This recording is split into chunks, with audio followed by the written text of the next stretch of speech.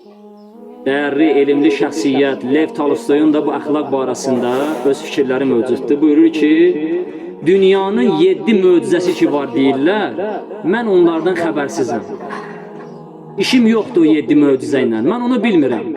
İndi ya təvəzzükarlığından deyir, bəlkə də bilir, %100 ki, biz hüsnüzənd edirik ki, inşallah onlar bilirlər. Sadəcə təvazükarlıq etibarı ilə deyir ki, mən dünyanın 7 möcüzəsinin olduğunu bilmirəm. Amma bir möcüzəni mən dəqiq bilirəm. Gör, incəliyə var. Bu boyda dünyada olan bu qlobal möcüzələr ki var, əhatəsi, miqyası geniş olan möcüzələr. Deyir, mən onları buna rəğmən bilmirəm.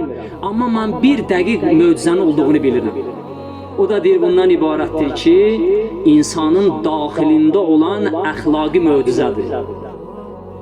Əxlaq tamam olanda, kamil olanda, tamam olanda neynir? Möcüzələr yaradır. Necə ki, elə Peyğəmbər salavatullah əleyh və aleyh Qur'anın nazil olduğu mühitdə o insanları nə ilə ədəbləndirdi?